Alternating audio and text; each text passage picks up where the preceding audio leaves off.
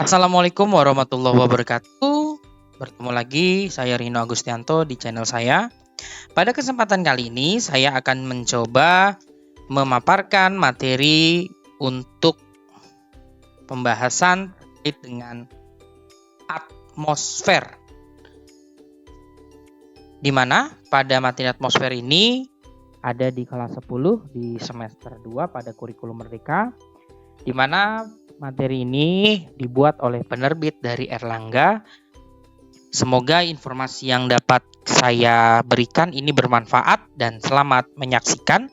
Jangan lupa like, komen, share, dan subscribe tentunya. Berikan informasi ini kepada teman-teman kalian. Semoga menjadi bahan referensi dan bermanfaat dalam proses pembelajaran. Baik. Materi atmosfer ini nanti kita akan membahas terkait dengan A. Karakteristik lapisan-lapisan atmosfer itu apa aja? Kedua adalah iklim dan cuaca. Ketiga, klasifikasi tipe iklim dan pola iklim global. Karakteristik iklim di Indonesia dan pengaruhnya. Pengaruh perubahan iklim global terhadap kehidupan. Dan yang terakhir adalah lembaga-lembaga penyedia dan pengguna data dari atmosfer.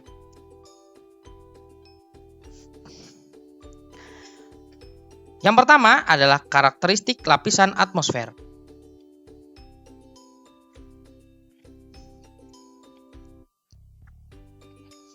Apakah kalian pernah melihat atmosfer sebelumnya? Atmosfer adalah lapisan udara yang menyelimuti bumi. Jadi, kalau tidak ada atmosfer, kita akan sulit untuk bernafas. Di mana karakteristik dari atmosfer itu adalah berada di ketinggian 0 km di atas permukaan laut atau MDPL sampai sekitar 1000 km di atas permukaan tanah. Jadi sungguh sangat tinggi sekali. Kemudian terdiri dari unsur gas dan uap air, tidak berwarna, tidak berwujud, tidak berbau, bisa dirasakan dalam bentuk angin. Dapat mengembang dan menyusut, memiliki berat sehingga menyebabkan tekanan. Nah, di atmosfer sendiri memiliki lapisan-lapisan. Yang pertama, lapisan yang paling dekat dengan permukaan bumi disebut lapisan troposfer. Yang kedua adalah stratosfer. Ketiga, mesosfer. Keempat, termosfer. Kelima adalah eksosfer. Jadi ada 5 lapisan. Kemudian batasnya antara setiap lapisan disebut sebagai tropopause. Kedua adalah stratopause. Ketiga adalah mesopause. Keempat adalah thermopause. Dan di antara ketiga lapisan tadi disebut sebagai ionosfer. Nah, di manakah lokasi ozon? Ozon berada pada wilayah stratosfer, yaitu batas antara tropopause dengan stratopause.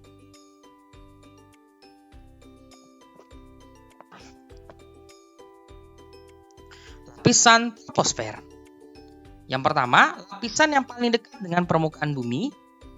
Kedua, tempat terjadinya fenomena iklim dan cuaca. Ketiga, terjadinya penurunan suhu sekitar 0,6 derajat Celcius rata-rata, bisa lebih, bisa kurang, setiap kenaikan tempat 100 meter di atas permukaan laut. Keempat, ketebalan lapisan sekitar 6-20 km. Memiliki ciri khas yang dikenal dengan istilah gradien termometrik pada poin nomor 3 dampaknya. Keenam, terdapat lapisan tropopause. Kedua adalah lapisan stratosfer. Pertama, mempunyai sifat udara yang kering sehingga pesawat jet terbang di lapisan ini. Kedua, semakin ke atas suhu, udara semakin tinggi. Hal ini berbanding terbalik dengan troposfer. Ketiga, pada ketinggian 35 km di atas permukaan laut terdapat lapisan ozon. 4. Terdapat 2 lapisan yang memiliki sifat berbeda, yakni lapisan isotermal dan lapisan inversi. kelima, pada lapisan stratosfer yang paling atas terdapat lapisan stratopause. Lapisan mesosfer. Lapisan ini berada pada ketinggian 60-80 km di atas permukaan laut. Lapisan pelindung bumi dari meteor. Udara pada lapisan ini sangat panas disebabkan adanya pergeseran objek atau benda-benda angkasa yang datang. Dan yang terakhir, semakin ke atas suhu udara lapisan ini semakin rendah.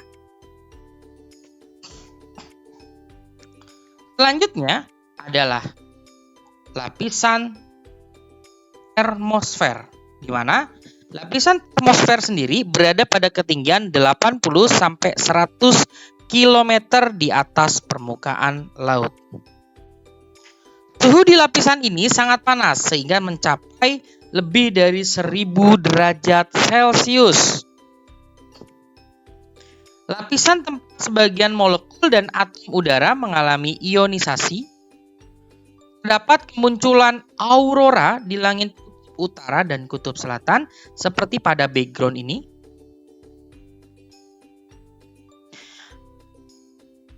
Selanjutnya adalah lapisan eksosfer.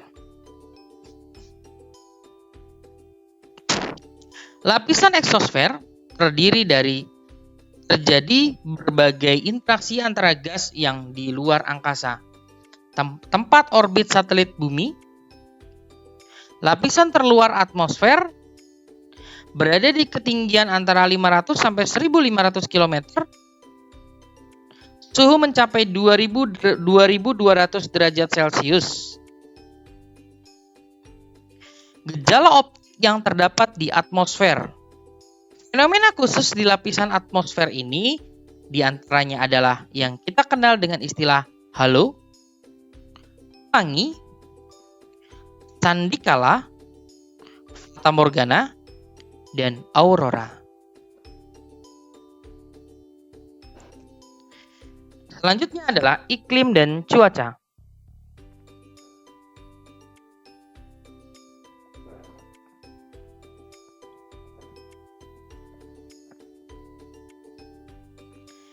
Iklim adalah kondisi rata-rata cuaca dalam periode waktu yang panjang.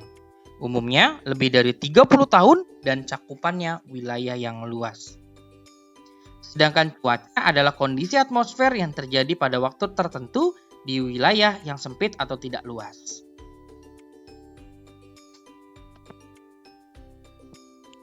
Unsur-unsur pembentuk iklim dan cuaca. Pertama adalah penyinaran matahari. Faktor intensitas penyinaran matahari ini diantaranya adalah yang pertama sudut datang sinar matahari, posisi garis lintang, relief muka bumi, dan jarak dari laut. Unsur-unsur pembentuk iklim dan cuaca. Pertama adalah suhu udara. Nah, faktor suhu udara ini dipengaruhi oleh sudut datang sinar matahari, lama penyinaran matahari, keadaan awan, ketinggian tempat, dan perbedaan garis lintang. Selanjutnya adalah tekanan udara, di mana tekanan udara ini sangat dipengaruhi oleh suhu dan ketinggian tempat.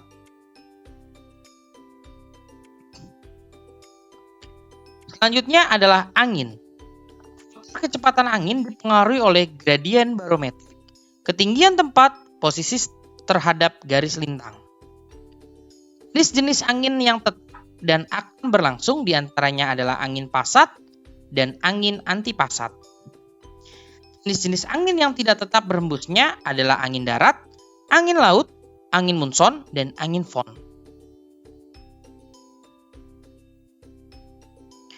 Awan terbagi menjadi awan tinggi yang kita kenal contohnya disebut sebagai awan cirrus, awan cirrostratus, awan cirrocumulus. Awan menengah terdiri dari awan altocumulus, awan altostratus. Awan rendah terdiri dari awan stratocumulus, awan stratus, dan awan nimbostratus. Awan karena udara naik, awan cumulus, dan awan cumulonimbus. Unsur pembentuk iklim dan cuaca selain itu adalah kelembapan udara, yakni jumlah uap air di dalam udara. Kelembapan udara dipengaruhi oleh suhu. Semakin tinggi suhu udara, maka kandungan uap air semakin banyak. Selanjutnya adalah curah hujan. Curah hujan terbagi menjadi yang pertama adalah hujan zenital atau yang terjadi pada saat matahari berada pada titik puncaknya, hujan orografis, hujan yang terjadi di sekitar pegunungan, dan hujan frontal atau hujan yang terjadi karena massa udara panas dan massa udara dingin yang saling bertemu. Klasifikasi tipe iklim dan pola iklim global. Iklim matahari terdiri dari beberapa poin, diantaranya adalah melalui garis lintang yang nilainya 90 derajat, baik itu di lintang utara ataupun di lintang selatan. Kemudian dibatasi oleh 66,5 derajat lintang utara maupun lintang selatan, yang dimana di 90 derajat itu memiliki iklim kutub, sedangkan di batas 66,5 tadi iklim sedang. Kemudian di batas 40 derajat iklim subtropis dan 23 derajat 5 iklim tropis. Iklim fisis. Pertama adalah iklim laut. Iklim laut terletak di wilayah yang dikelilingi lautan, penguapan tinggi, kelembapan tinggi. Iklim darat, iklim yang tidak dipengaruhi angin laut, kelembapan udara rendah. Iklim gunung, iklim yang terdapat di dataran tinggi, hujan banyak terjadi di sekitar lereng. 4. Iklim musim atau iklim yang terdapat di wilayah yang dilalui angin musim. Iklim Köppen. Iklim Köppen terbagi menjadi beberapa hal. Pertama adalah iklim jenis tipe A, di mana ini termasuk dalam iklim tropis. Terbagi menjadi 3, yaitu AF, AW, dan AM. Di mana AF adalah iklim hutan hujan tropis, AW iklim sabana tropis, AM adalah iklim pertengahan antara hujan tropis dan sabana. Iklim B atau iklim kering terbagi menjadi BS dan BW. Iklim C, iklim sedang hangat, terbagi menjadi CW, ES dan CF. Iklim D atau iklim salju terbagi menjadi 2, yaitu DF dan DW. Yang terakhir adalah iklim E atau iklim salju abadi yang terdiri dari ET, EF, dan IH.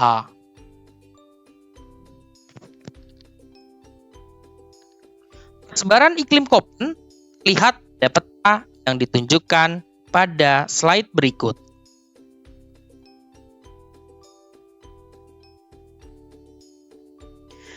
Selanjutnya adalah tipe dengan jenis iklim Smith-Ferguson, terbagi menjadi tipe A, yaitu sangat basah, di mana nilai Q antara 0 sampai 14,3%. Tipe B yaitu basah, C agak basah, tipe D sedang, tipe E agak kering, tipe F kering, tipe G sangat kering. Pada iklim Smith-Ferguson ini melihat pada bulan basah atau curah hujan yang terbentuk pada setiap bulan di 1 tahun pengamatan. Dan yang terakhir adalah iklim H atau ekstrim kering. Nilainya lebih dari 70% tidak ada curah hujan. Untuk menentukan nilai Q, kita menggunakan rumus rata-rata bulan kering dibagi rata-rata bulan basah dikali 100%. Bulan basah adalah curah hujan yang lebih dari 100 mm. Bulan lembab curah hujan antara 60 sampai 100 mm dan bulan kering antara curah hujan kurang dari 60 mm. Iklim Oldman tipenya dibagi menjadi 5, yaitu tipe A sampai E, di mana bulan basah berturut-turut dari lebih dari 9 sampai kurang dari 3 bulan. Subdivisinya terbagi menjadi 4, di mana bulan kering berturut-turut antara kurang dari 2 sampai lebih dari 6. Di mana bulan basah menurut iklim Oldman itu curah hujannya lebih dari 200 mm, bulan lembabnya antara 100 sampai 200 mm dan bulan keringnya kurang dari 100 mm. Sebaran iklim Oldman seperti berikut.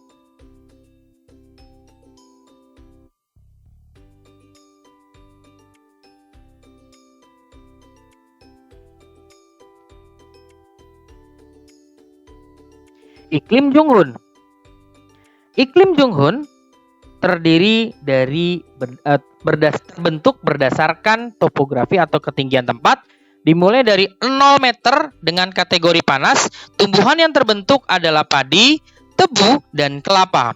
Kemudian di atas 600 meter yaitu tipe iklim sedang, tumbuhan yang hidup adalah tembakau, kopi, dan coklat. Kemudian di ketinggian 1500 meter yaitu iklim sejuk, di mana tumbuhan yang hidup adalah teh, kina, dan sayuran. Dan yang terakhir, lebih dari atau sama dengan 2500 meter masuk dalam iklim dingin. Di sini tidak ada tanaman budidaya. Karakteristik iklim di Indonesia. Iklim di Indonesia terbagi menjadi iklim musim, iklim tropis, dan iklim laut. Apa yang kita ketahui dari iklim musim itu? Musim adalah iklim yang terjadi karena angin monsun yang bertiup berganti arah setiap 6 bulan sekali. Nah, di sini kita lihat angin monsun barat bergerak dari benua Asia menuju benua Australia, di mana ini menyebabkan musim hujan di Indonesia. Bergeraknya angin dari benua Asia ke Australia akibat perbedaan tekanan udara yang rendah di Asia, yang tinggi di Asia ke arah tekanan rendah di wilayah Australia. Kemudian angin monsun timur adalah kebalikannya, di mana angin itu berhembus dari benua Australia ke benua Asia, di mana Indonesia mengalami musim kemarau dan yang tadi adalah musim hujan. Kemudian iklim tropis, di mana iklim tropis ini dipengaruhi dari pembagian iklim tropis itu sendiri yang terbagi berdasarkan garis lintang. Nah, berdasarkan iklim matahari, Indonesia terletak di wilayah iklim tropis. Ciri-ciri iklim tropis adalah suhu udara rata-rata tinggi, curah hujan tinggi, dan mendapat sinar matahari sepanjang tahun. Iklim laut. Iklim laut di Indonesia merupakan sebuah iklim yang terbentuk karena Indonesia merupakan sebuah negara kepulauan yang memiliki lautan luas sehingga dipengaruhi oleh iklim laut. Penguapan tinggi menyebabkan banyak terbentuknya awan dan terjadinya curah hujan. Kemudian, pengaruh perubahan iklim global terhadap kehidupan. Perubahan iklim adalah perubahan yang terjadi pada unsur-unsur iklim. Perubahan unsur iklim cenderung naik atau turun secara nyata. Misalnya curah hujan menjadi lebih besar dari biasanya. Penyebab perubahan iklim. Pertama adalah meningkatnya konsentrasi gas di atmosfer. Kedua, aktivitas manusia. Ketiga, efek rumah kaca dan menipisnya lapisan ozon. Efek rumah kaca sendiri adalah di mana panas yang harusnya dikeluarkan dari hasil penyinaran matahari ke luar bumi itu tidak bisa keluar karena terperangkap oleh gas yang menahan dia untuk keluar dari atmosfer. Sehingga yang seharusnya bumi hangat karena sebagian lagi disalurkan keluar bumi, tetapi justru ketahan, yang menyebabkan bumi tidak lagi hangat, justru semakin panas. Nah, bagaimana dalam kondisi normal? Dalam kondisi normal, sebagian panas dari sinar matahari yang datang melewati atmosfer tadi, sebagian lagi diserap dan sebagian lagi dipancarkan ke atmosfer. Kondisi efek rumah kaca. Nah, atmosfer dipengaruhi oleh gas dan molekul rumah kaca, sehingga panas dari matahari terperangkap di bumi tidak dapat diteruskan ke atmosfer, kemudian dipancarkan ke segala arah di dalam bumi. Pemanasan global. Hasil dari pemanasan global ini, efek yang ditimbulkan dari rumah kaca. Pertama, efek rumah kaca ini dapat menimbulkan pemanasan global. Akibatnya mencairnya es di kutub, yang menyebabkan wilayah di bumi akan mengalami peningkatan dari volume air yang menyebabkan beberapa pulau dapat tenggelam.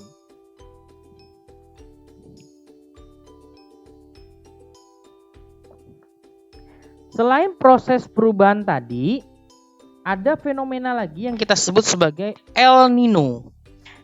El Nino adalah anomali yang terjadi di Samudra Pasifik, yaitu di wilayah sekitar perairan Peru, yang ditandai meningkatnya suhu di permukaan laut. Dampaknya bagi wilayah Indonesia adalah terjadi musim kemarau yang panjang. Kedua adalah La Nina. Hal ini ditandai dari anomali yang terjadi di wilayah Samudra Pasifik yang ditandai dengan turunnya suhu permukaan laut di bawah suhu normalnya. Dampaknya bagi wilayah Indonesia adalah terjadinya musim hujan yang sangat panjang.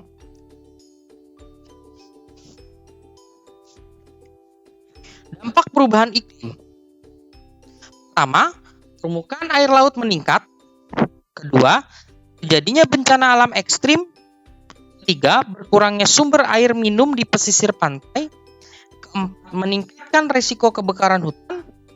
5, perubahan unsur iklim dan cuaca. Dan yang terakhir, terganggunya keseimbangan ekosistem. Dan yang terakhir adalah lembaga penyedia dan pengguna data atmosfer. Yang pertama adalah Badan Meteorologi, Klimatologi, dan Geofisika. Kedua adalah Lembaga Penerbangan dan Antariksa Nasional. Ketiga adalah Badan Informasi Geospasial.